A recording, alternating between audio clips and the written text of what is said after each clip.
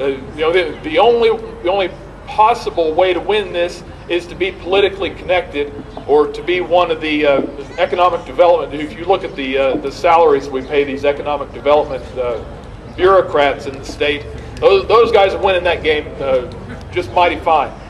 But what they're doing with House Bill 3 is they're expanding that game from us going to other states and poaching their businesses, and other people coming into our states and poaching ours.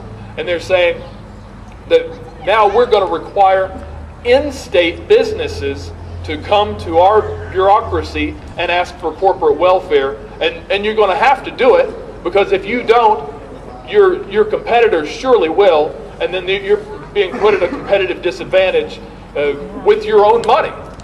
So it looks like now the House has passed that bill. That'll go to the Senate, and it is incumbent upon us to talk to our senators. And hopefully you know who your senator is. Hopefully you know a phone number for your senator. And what you can do is talk to your neighbors, and talk to your friends, and talk to people in the grocery store, and talk to your kids' parents, and wherever you can find people, and tell them the simple thing that the growth of corporate welfare in America and in this state is setting us up. It's Obamacare all the way through. It's this idea of, well, Chrysler and J.G.M, those poor little waifs can't make it on their own, so we'll just go in and throw a few $1 billion at them, and everything will work out okay in the end. We're bringing that down to the most local level, and wasting state tax dollars to do that. Another thing that we can do to combat a lot of the things that are going on is pushing transparency at every level of government. Now, Senator Damon Thayer, I have to give him a lot of credit. He is a good friend, and is someone who is working on a bill that will go up in the 2010 General Assembly to require state government to post its expenditures on the internet for everyone to see. Oh, That should be a total no-brainer. In fact, a little bit of political background on that. We were pushing Steve Beshear and Ernie Fletcher back in the 2007 governor's election to do this, to promise to set up a transparency website. And Steve Beshear made the promise, said, I'll do it. Well, then he got elected, and he started dragging his feet, and then he put together a blue ribbon commission to study it to death. And then they came to the end of it, and they said, okay, we'll do it. And they put up a website, and it's up there, Kentucky's Open Door. You can go in there and look at it, and I defy you to find any useful information at all.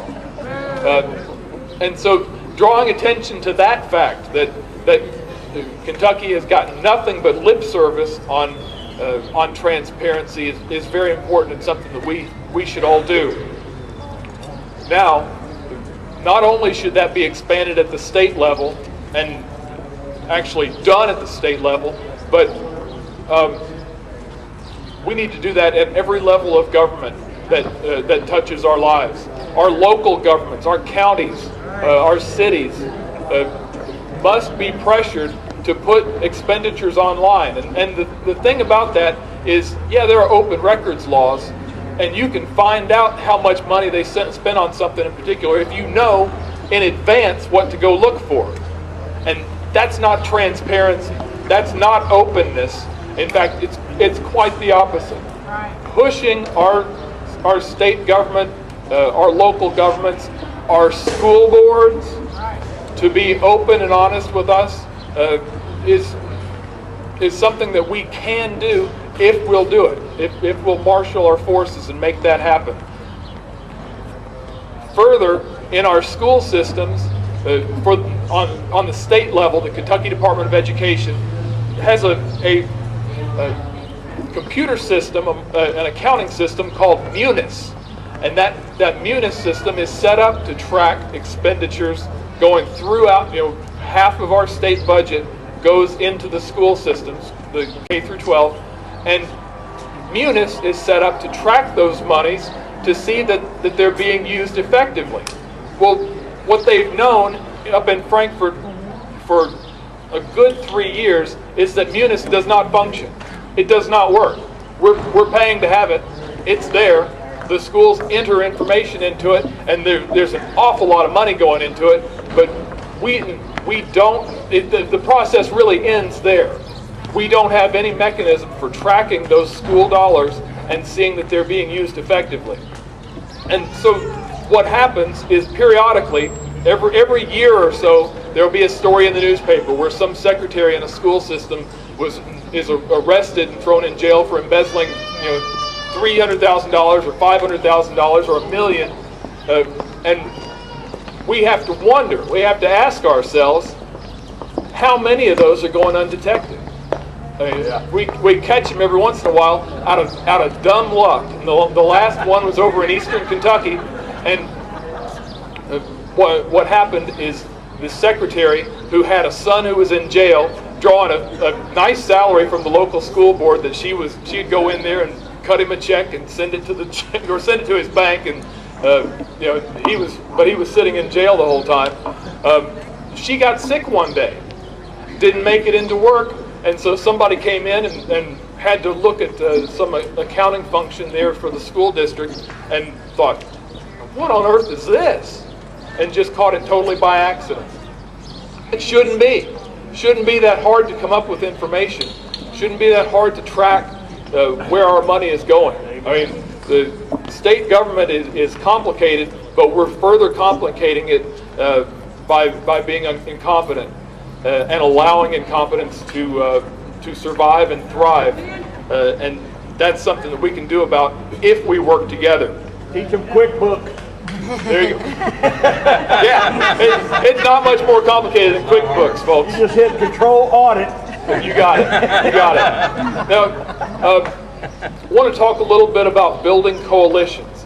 As we sit here, there are a lot of fine points, a lot of issues that we're going to disagree about, that we're going to have irreconcilable differences on, and things that at some point we're just going to have to set aside for the greater good. And the greater good has to be, in my opinion, the size of government. Nothing good is going to happen for us until we shrink government. Until we make government justify its size and justify the validity of its functions, we're not going to get anywhere. We're going to be sitting out here outside talking to each other. We have to build our numbers by the strength of our argument. And the strength of the argument for small government is a very strong case. I mean, the angels are on our side, there's no doubt. As government has gotten bigger and self-propagated in its own growth, it has taken on a life of its own and is feeding on us for its continued growth. And the only way to reverse that is to increase our numbers, and to increase our activity, and we can do that with our family members, with the people close to us, if you practice on them, you practice talking about the issues that really matter in this country and really matter in this state and in our cities and counties.